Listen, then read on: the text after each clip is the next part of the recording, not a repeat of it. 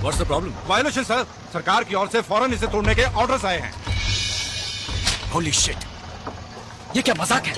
सारे क्लियरेंस लेकर करोड़ों खर्च करके मेरा जब आधे से ज्यादा काम हो गया तब बोल रहे हो वायलेशन है?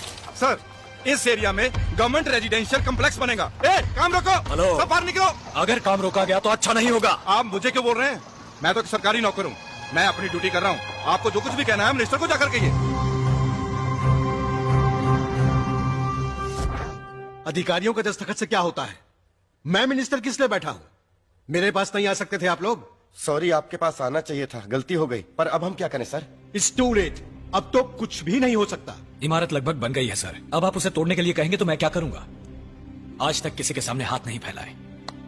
सर हेल्प कीजिए प्लीज। आपके प्रोजेक्ट की वैल्यू क्या है बताएंगे?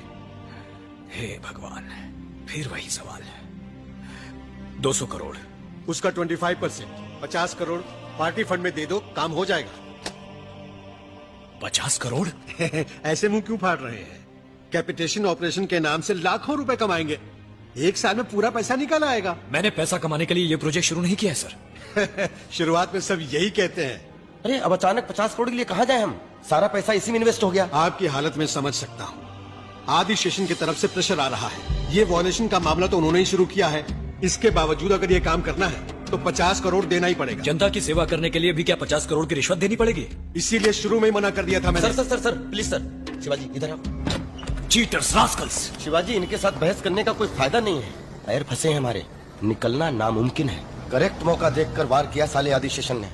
कर्जा वर्जा कुछ भी करके वो जो मांग रहे हैं उसे देने के अलावा हमारे पास कोई चारा नहीं। शिवाजी चलो शिवाजी। मकान के मदर डॉक्यूमेंट्स दिखाइए। Sir 8,750 square foot construction area है सर। जितना लोन आप लेना चाह रहे हैं उसके लिए सिर्फ मकान गिरवी रखने से काम नहीं चलेगा।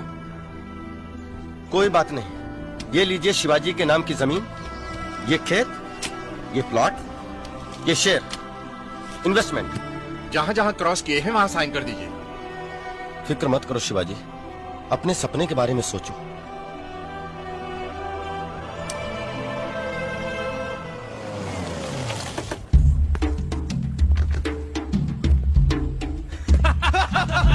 दिखा दी ना तुमने अपनी जात आनंदम। आइए तो। अगर किसी के सारे डॉक्यूमेंट्स ठीक हों तो रोक लगा पाना नामुमकिन हो जाता है आदि। तो तुम्हें क्यों बिठाया है वहाँ पे? सरकार किसी एक आदमी की नहीं है। जब भी जनता के लिए 4 अच्छे प्रोजेक्ट आते हैं, एक आध को तो परमिशन देनी ही पड़ती है। ए वेलू, ये तो बड़ी जिम्मेदारी की बात करता है रे। ये 50 करोड़ रुपए बोल रहे हैं सर। और उन करोड़ों का क्या जो मैंने तुम्हें खिलाए? उन करोड़ों का अरबों बना चुके हैं आप। अब दूसरों को भी 4 पैसे कमाने दो। तो ऑर्डर नहीं बदलोगे? मुमकिन नहीं, ऑर्डर निकल गया है, जियो भी भेज दिया है। तुमको ही बदल दे तो? तुम्हारी सरकार पलट दे तो? ऑपोजिशन को ले आए तो? तुम्हारी सरकार गई आनंदम।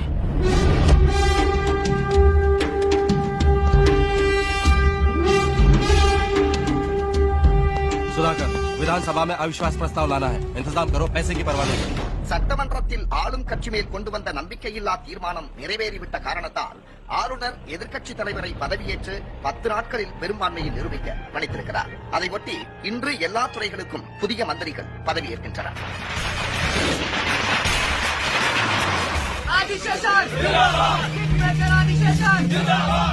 आइए, आना तो मुझे चाहिए था आपके पास ब्लेसिंग के लिए। आप नए मंत्री हैं, उसका सम्मान तो मुझे करना ही चाहिए। आप ही किंग मेकर है, आपने सबको दिखा दिया। धन्यवाद धन्यवाद। धन्यवाद मुंह से नहीं, काम से दीजिए। अरे आप आदि शेषन है तो मैं अल्सेशियन हूँ, पूरी जिंदगी दुम हिलाता रहूंगा।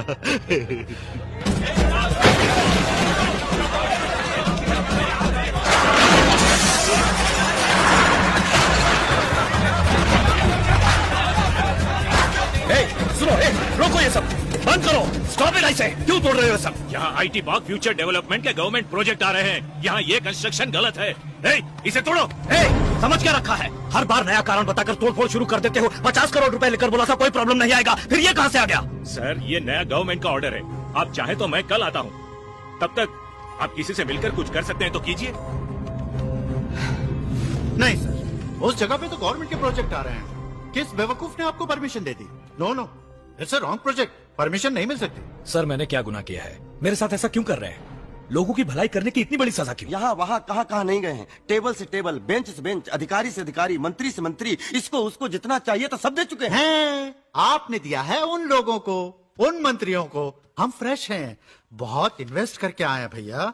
सीटों के दाम, election expenses, publicity expenses, MLA लोगों की कीमत, कॉस्ट ऑफ पॉलिटिक्स बहुत ज्यादा हो गया है। अभी हमें क्या करना ये बोलिए। आपके प्रोजेक्ट का वैल्यू क्या होगा? अबे यही सवाल कितनी बार पूछेगा? क्या क्या क्या? नहीं कुछ नहीं सर, 200 करोड़। उसमें से 25%, 50 करोड़ हमारे विकास फंड में दे दीजिए, बाकी मैं देख लूं। अबे साले भिखारी, मैं क्या ब्रॉडल चलाने के लिए परमिशन मांग रहा हूँ या दारू का अड्डा चलाने के लिए? छोड़ दो। रास्कल, क्या कर रहे हो? गड़बड़ मत करो शिवाजी, ये तो गांधी जी के स्मारक के लिए भी लोगों से पैसा। ए मामा तुम चुप रहो। तुम मुझे परमिट दोगे या नहीं? तमीज से। अबे तेरे जैसे भिखारी से तमीज कैसी? मेरे पास आकर तुम मुझसे ऐसे बात कर रहे हो? पैसे दिए बगैर तुम ये यूनिवर्सिटी कभी नहीं खोल सकते। नहीं दूंगा, एक पैसा नहीं दूंगा। मैं कोर्ट में जाऊंगा, नीचे से लेकर ऊपर तक, magistrate court, appellate court, session court, high court, supreme court. इस देश में न्याय अगर कहीं भी किसी भी कोने में जरा सा भी बचा हुआ है तो उसे खोद कर निकालूंगा। आप जरूर प्रयास कीजिए।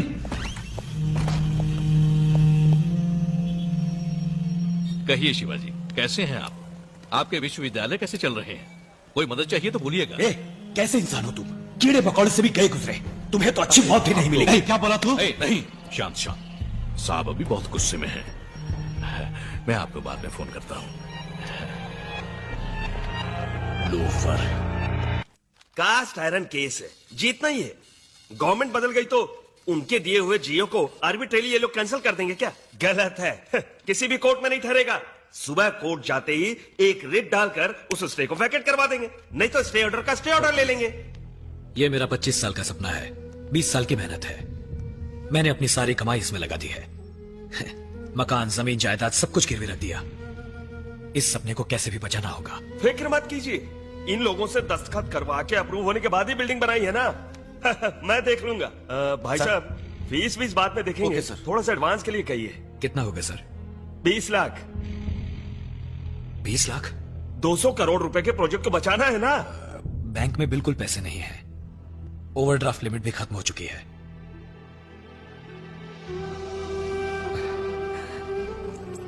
एडवांस के लिए मेरी कार रख लीजिए। नहीं सर नहीं, बहुत बुरा लगेगा। नहीं, आप फील मत कीजिए।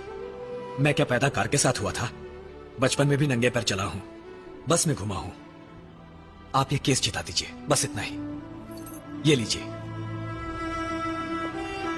शिवाजी, कितने प्यार से तुमने ये कार खरीदी। सर, आप चाहे तो घर तक ड्रॉप कर दूं? जी नहीं, कूल। अब पैदल चलने की आदत डालनी होगी। चलो।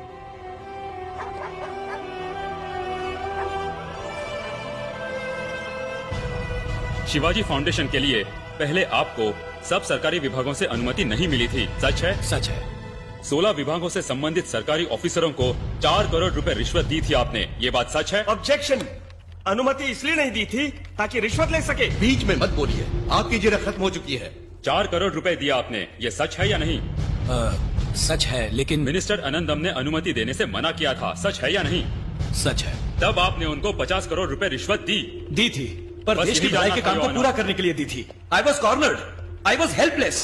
तमाम गवाहों के बयानात और तहकीकात के बाद अदालत में ये बात साबित हो चुकी है कि शिवाजी फाउंडेशन की बिल्डिंग्स बनाने के लिए अलग अलग सरकारी महकमों में गलत एवं गैर कानूनी तरीकों से रिश्वत देकर अनुमति प्रदान करने की कोशिश की गई थी। लिहाजा शिवाजी की यूनिवर्सिटी के कंस्ट्रक्शन पर रोक लगाना कानूनन सही है। इसलिए ये अदालत सरकार को अभी तक बनी हुई इमारत को माकूल तरह से हटाने के लिए अनुमति प्रदान करती है। इसके लिए सरकार किसी तरह का मुआवजा देने के लिए बाध्य नहीं है।